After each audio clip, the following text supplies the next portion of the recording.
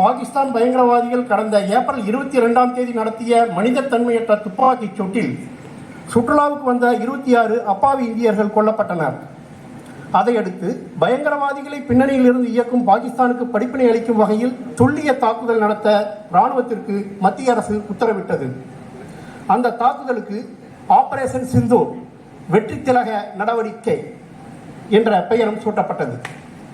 அதன்படி பாகிஸ்தானுக்கு நமது ராணுவம் தகுந்த பதிலடியை கடந்த மே 7 முதல் மே 10 வரை 4 நாட்களில் அளித்தது.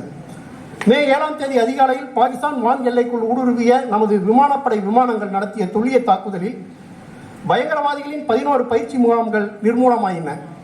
அதே சமயம் பாகிஸ்தான் ராணுவம் ஏவிய ஏவுகணைகள் அனைத்தையும் வானிலேயே தடுத்து நிறுத்தி நமது ராணுவம் சாதனை படைத்தது. அடுத்த நாட்களில் நமது ராணுவம் தொடர்ந்து நடத்திய வான் தாக்குதல்களில் பாகிஸ்தானின் படைத்தளங்கள் பலத்த சேதமடைந்தன.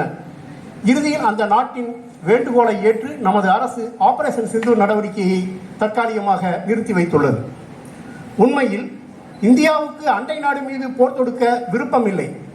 அதே சமயம் அந்நாட்டின் பயங்கரவாத ஆதரவு நிலைப்பாட்டை உலகுக்கு வெளிப்படுத்தவும் அந்நாடு திருந்த ஒரு வாய்ப்பளிக்கவும் தான் அந்நாட்டின் மீது தாக்குதல் நடத்தப்பட்டுள்ளது. இது போர் அல்ல, நமது இராணுவத்தின் துல்லிய தாக்குதல் மட்டுமே. இந்த நடவடிக்கையில் பாக் ஆதரவு பெற்ற சுமார் 300 பயங்கரவாதிகள், நூற்றுக்கணக்கான பாக் படையினர் கொல்லப்பட்டுள்ளனர். இத்தருணத்தில் இந்தியா மீதான பகையை கைவிட்டு சொந்த நாட்டு மக்களின் முன்னேற்றத்துக்கான செயல்பாடுகளில் கவனம் செலுத்துமாறு நமது அண்டை நாட்டுக்கு வேண்டுகோள் விடுக்கிறோம். இந்திய ஒருமைப்பாட்டை குலைக்கும் சதிகள் எதுவும் எக்காலத்திலும் நிறைவேறாது என்பதை அந்நாட்டுக்கு உறுதியுடன் தெரிவித்துக் கொள்கிறோம். பகல்காமிலும் ஆபரேஷன் சிந்தூர் நடவடிக்கையின் போதும் எதிரி நாட்டின் பீரங்கி தாக்குதலிலும் வீரமரணம் அடைந்த நமது பாதுகாப்பு படையினர், குடிமக்கள் உள்ளிட்ட அனைவரின் ஆன்மா நற்கதியடைய பிரார்த்திக்கிறோம்.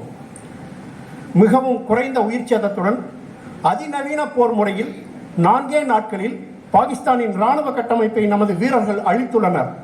இந்த பதிலடி நடவடிக்கை இந்திய இராணுவத்தின் வெற்றி திலகமாக மிளிர்கிறது.